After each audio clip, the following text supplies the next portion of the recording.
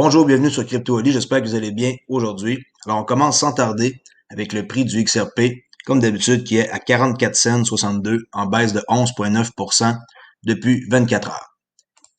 Je vais juste vous mentionner que maintenant, j'ai un cours de formation sur le Forex qui s'appelle OliForex, 4 méthodes simples, 70% de succès. Contactez-moi à olivier.thibault@yahoo.com, olivier.thibault@yahoo.com, au coût de 149 $ seulement.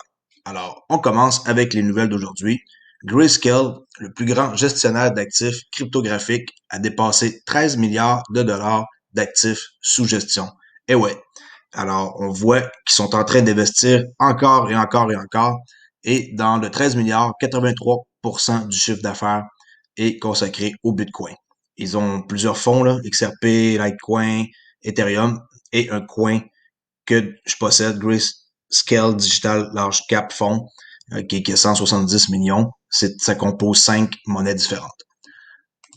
Nouvelle sur Pornhub. Eh ouais. Alors, après que Visa et Mastercard lui aient donné le départ, Pornhub a déclaré aujourd'hui qu'elle n'acceptait la crypto que pour son service premium.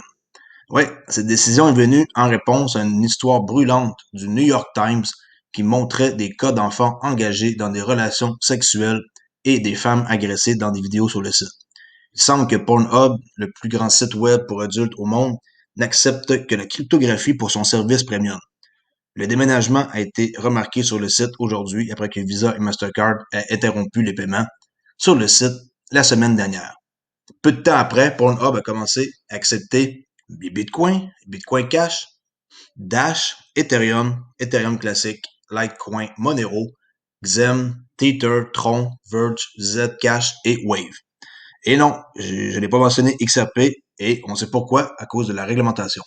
Alors, on va attendre de voir. J'imagine qu'ils vont l'accepter bientôt sur leur site comme mode de paiement. Grosse nouvelle ici avec Sandy O'Connor, ancienne directrice des affaires réglementaires de JP Morgan Chase, qui rejoint le conseil d'administration de Ripple. C'était une nouvelle qui était annoncée mardi. Alors, O'Connor fournira des conseils sur les relations gouvernementales et les initiatives réglementaires pour la prochaine phase de la société, alors que Ripple se développe et cherche à clarifier la réglementation aux États-Unis. On peut voir la nouvelle aussi, ici la preuve sur Ripple, .com Insight, en quoi que le 14 décembre, ils ont ajouté Sandy O'Connor au conseil d'administration. Ici, un exemple que Eddie Paul nous montre. En 2015, on pouvait acheter une bicyclette à 300 $ ou un Bitcoin à 300 $. En 2020, on pouvait acheter une Chevrolet à 20 000 $ ou un Bitcoin à 19 000 $. En 2025, on voit ici une Ferrari et le prix du Bitcoin 2025, on le sait pas, mais ça risque de coûter assez cher. Alors, c'est drôle de voir qu'est-ce qu'ils viennent de faire. Je trouvais ça sympathique de vous partager ça. Le principal partenaire de Ripple au Japon, SBI, a transféré 200 millions de XRP à partir des adresses de son service de prêt cryptographique nouvellement créé.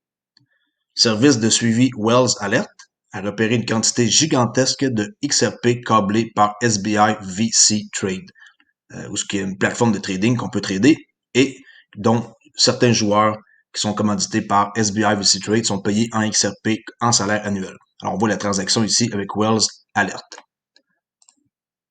Ripple prévoit activement d'offrir aux banques centrales un ensemble d'outils qui leur permettra de mettre en œuvre diverses formes de monnaie numérique de banques centrales, les CBDC, selon Ross Edward, responsable mondial des solutions clients de la société.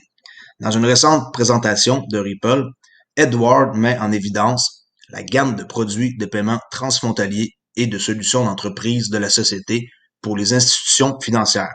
Et il dit que la société prévoit de faire entrer ses développements dans le monde du secteur public.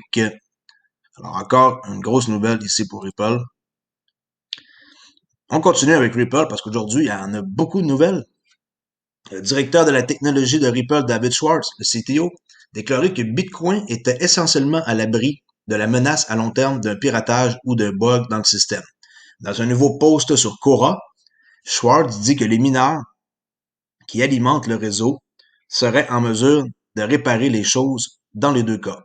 Il évoque un moment en août 2010 où un pirate informatique a pu générer 184 milliards de BTC à partir de nulle part grâce à une faille dans le système.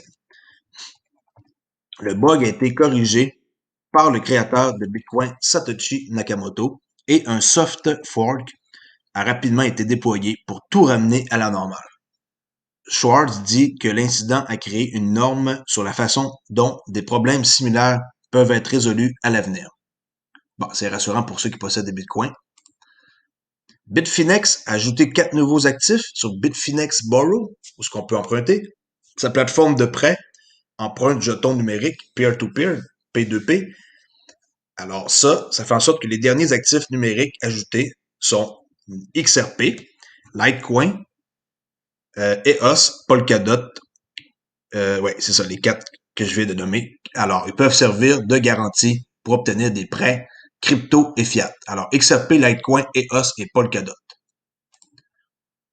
RippleX, une nouvelle ici à vous parler, que les développeurs de RippleX ont créé une bibliothèque Java pour interagir avec le XRP Ledger. La plateforme de développement de RippleX a soumis son premier projet au référentiel GitHub de la XRP Ledger Foundation. Il s'agit d'une bibliothèque Java XRPL4J avec des fonctionnalités de base pour interagir avec le XRP Ledger. Bon, tout ça, qu'est-ce que ça fait en gros? C'est une implémentation, oui, je dis, purement Java de la fonctionnalité de base nécessaire pour interagir avec le Ledger XRP.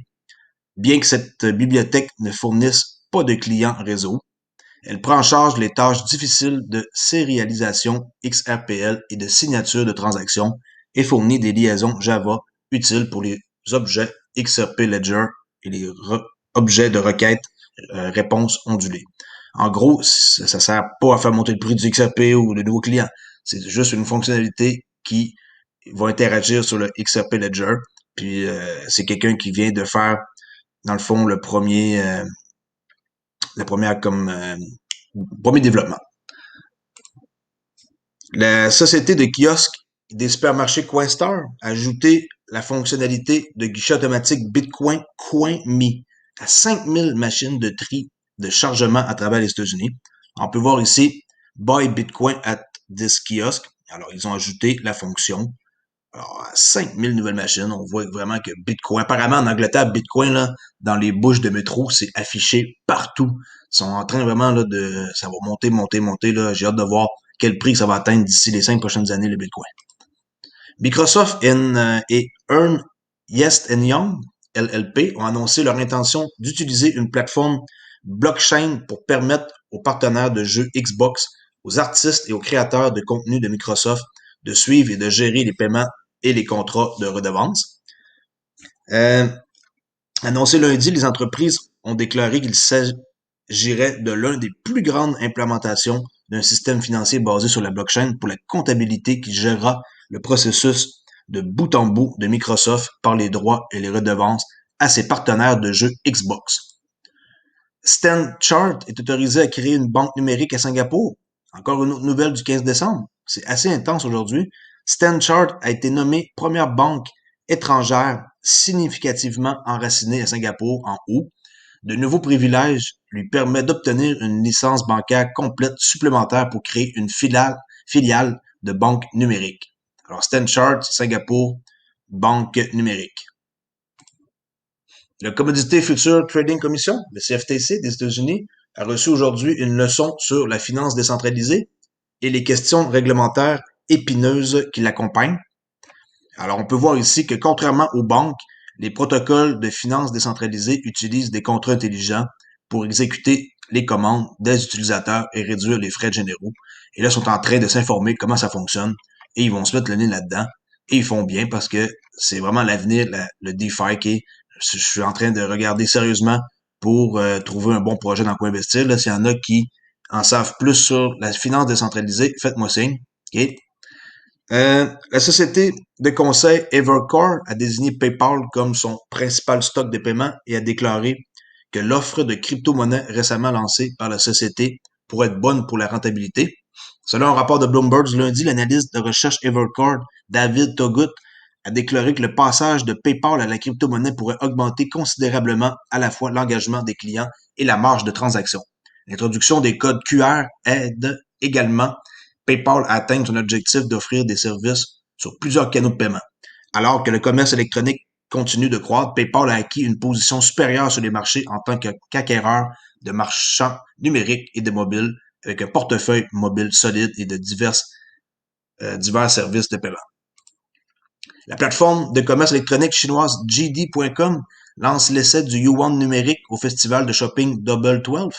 Yes, les acheteurs en ligne ont eu leur première occasion de tester la nouvelle monnaie numérique de la Chine ce week-end lors d'un festival e-commerce organisé par JD.com, le deuxième détaillant en ligne du pays. Signum, une société de financement d'actifs numériques avec une licence bancaire en Suisse, a symbolisé ses actions sur sa propre plateforme de registre distribuée lors qu'elle élabore des plans pour une offre publique. Ok, je vais répéter ici, là. Signum, une société de financement d'actifs numériques avec une licence bancaire suisse, a symbolisé ses actions. Ok, ils ont vraiment mis leur action en numérique sur sa propre plateforme de registre. La société a déclaré lundi qu'elle était désormais la première banque à utiliser la technologie du registre distribué pour émettre des représentations numériques d'actions. Ça, c'est gros, là, tokeniser un actif puis la mettre en numérique avec des actions. Et pour finir, alors que le Bitcoin explose, Tether a atteint la capitalisation boursière de 20 milliards de dollars. Alors, le stablecoin Tether, indexé sur le dollar, a atteint une capitalisation boursière cumulative de 20 milliards de dollars sur ces différentes chaînes de blocs au cours du week-end. On voit ici le pic, là, 20 milliards de dollars. Alors, c'est tout pour aujourd'hui. J'espère que vous avez aimé ma vidéo. C'était assez complexe. Beaucoup de sujets, beaucoup de contenu. Alors, je vais essayer de m'en tenir à 12 minutes et moins mes vidéos. Abonnez-vous à ma chaîne Crypto Ali et ça me fait plaisir de pouvoir aussi répondre à vos questions. Merci beaucoup. Au revoir.